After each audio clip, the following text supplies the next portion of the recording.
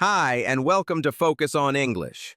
This is a calm English podcast for listening and real conversations. Hello and welcome back to the deep dive. It is so wonderful to have you with us today. It is. We have a very special stack of sources to look at. Usually we're diving into the news or we're looking at deep science or technology. Yeah, But today we're doing something a little different. Today we are looking at language. that's right. We're looking at English itself. Specifically, we've analyzed a really interesting stack of sources. We have vocabulary lists. We have guides on how languages are learned, The CEFR levels, the is it? CEFR levels, and we have collections of common expressions. Yeah, lists of idioms about emotions, money, work, life. And we also have some really interesting documents about the psychology of learning a new language. Right. So the goal of this deep dive is to help you, the listener. We want to help you move from, textbook English to real-world English. Exactly. Our sources talk a lot about the CEFR levels. That stands for the Common European Framework of Reference. It's a bit of a mouthful. It is. It's a big, fancy way of measuring how good your English is. Now, a lot of learners are at the A2 level. And that's a great level. It means you can understand basic sentences. You can talk about yourself, order food in a restaurant, that kind of thing. But the goal, the real mission here, is to get to the B1 level and beyond, to become an intermediate learner. And our sources say that a big part of that change, of crossing that bridge, is understanding phrases that don't mean exactly what the individual words say. Yes. We are talking about idioms. These are the phrases that, they make you confused when you watch a movie. Right. You know all the words, but the sentence, it just makes no sense. Because native speakers use them all the time to paint a picture. So today is a bit of a tone check. We're going to be very friendly and very supportive, we promise.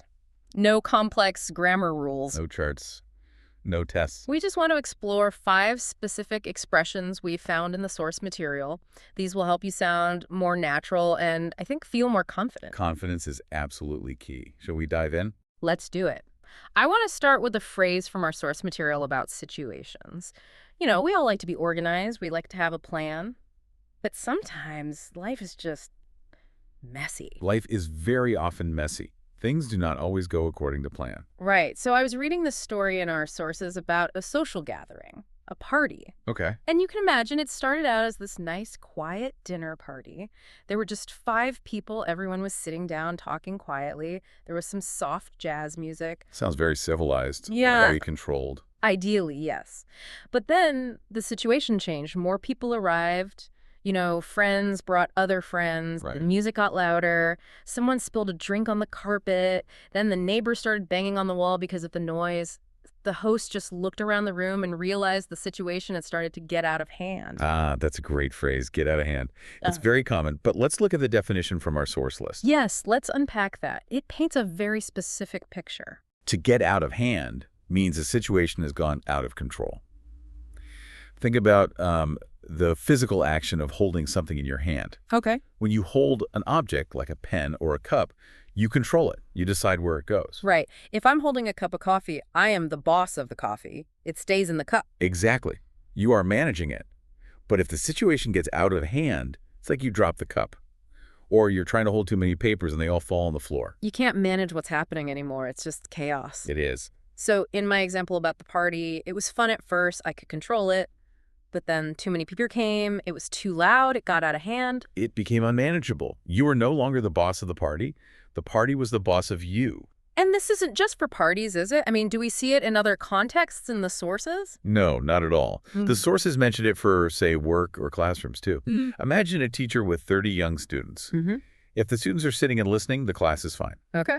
But if they all stand up, start shouting, and start throwing paper airplanes. Then the class has definitely gotten out of hand. Precisely. It's a very common phrase. You'll hear it on the news, too. You might hear, the protests got out of hand. It's a polite way of saying things became messy and chaotic. I love that. It's such a visual image. Okay, let's move to our second nugget of knowledge. This one comes from the source material on learning strategies. This is a very relatable topic for our listeners, I think. Learning something new is hard. It is. Whether it's a new language, a new job, or even a new hobby. Definitely. I was looking through the CEFR descriptions in our stack. These are the official documents that explain what you need to know for each level. And to be honest, They're very long. It can be. Very complicated, so much text. I read it and I just felt confused. It's a lot of information. I felt like I couldn't quite get my head around it. You used the phrase, get my head around. This is another one that sounds very strange if you try to picture it. It sounds painful. Like, is my head stretching around something? Thankfully, no. According to our sources, this phrase means to understand or to delve into something difficult. Okay. Think of your mind, your brain sort of wrapping itself around an idea. So it's not just about seeing something. It's about understanding it on a deeper level. Yes. It implies the topic is difficult. It's big. You have to work to understand it. You have to immerse yourself in the idea until it finally becomes clear.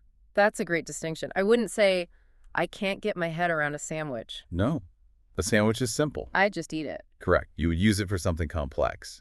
For example, our sources mention technology, how fast it changes. Oh, absolutely. Every week there's a new phone or a new app or new AI. So here's a simple example. This new computer program is very hard. I cannot get my head around it. Which means I've tried to learn it, I've read the manual, but I still don't really understand how it works. Exactly. It implies a struggle. Or imagine you're reading a philosophy book. The ideas are very abstract. You might say, I'm reading this book, but I can't get my head around the author's main idea. That's a really useful phrase for learners because, sometimes English grammar is tricky. It can be. Prepositions are hard, and it's okay to say, I'm trying to learn these rules, but I can't get my head around them yet. It shows you're trying. It's a very natural, honest way to admit that something is difficult. It sounds much better than just saying, I don't know. I like that. It feels honest. Okay, moving on. Sometimes when people can't get their head around something or when a situation gets out of hand, people can get emotional. That leads us perfectly to our next section. We have a list here of idioms about emotions and people. Some of these are so dramatic. English speakers really love to paint a picture with words to show how they feel. They certainly do. What stands out to you on this list? Well, there is one that's quite intense. It describes people arguing. And we've all seen two people having a very intense argument about something they care about deeply. Right, the high-stress topics. Yeah, politics or money or sports. I actually saw two men arguing about a football match yesterday. They were shouting, their faces were red, they were waving their arms. And one man was arguing with foam at the mouth. With foam at the mouth. That is a very, very strong image. It sounds dangerous. It sounds like a medical problem. Let's clarify the definition from the source material so our listeners don't worry. Does it literally mean they have foam on their face? Yeah. Like soap bubbles? Or like a sick dog? Right. Thankfully, no. That would be very messy. No. It describes a state of anger or extreme excitement. The source defines it as to zealously defend a point of view. Zealously? That's a big word. It means with a lot of energy and passion. Yes. It describes someone who is arguing very aggressively and very emotionally. They're so angry or so excited that they've kind of lost control of their physical reaction. They're sputtering. Exactly. So in my example about the football fans, Yeah. he defended his favorite football team with foam at the mouth. It means he wasn't just saying, I like this team. He was shouting. He was maybe banging on the table. He was just very, very intense. Can you use it for anything other than anger? Like, can I be happy with foam at the mouth? Usually not. It almost always implies anger or aggressive excitement. You wouldn't use it for someone who is just happy. It's about an aggressive defense of an idea. It's usually a criticism. I see. So if I tell you that chocolate ice cream is the best, and I say it calmly, that's normal.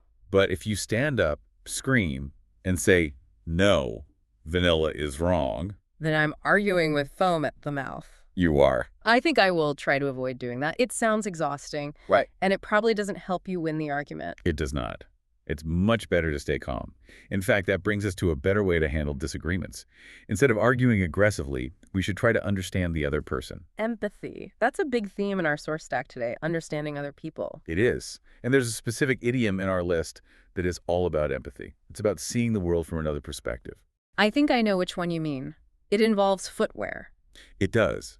The phrase is, walk a mile in one's shoes. Walk a mile in his shoes, or walk a mile in her shoes. The advice is, don't judge others too quickly. You might look at someone and think their life is easy, or you might think they're making bad choices. But you don't know their full story. You don't know what their day was like. Exactly. So I would say to you, before you judge him, you should walk a mile in his shoes. So let's look at this simple explanation from the text. It means to feel what it's like to be in someone else's place. The source actually says in someone's skin. It helps you see the world through their eyes. And why a mile? Well, a mile is a long way. It takes time. Right. If you just try on someone's shoes, it takes 10 seconds.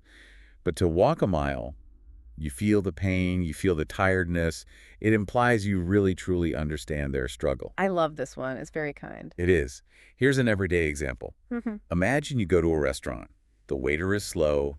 He forgets your water. You're hungry. You want to get angry. You want to argue with foam at the mouth. But you stop yourself. You take a breath. Okay. You stop.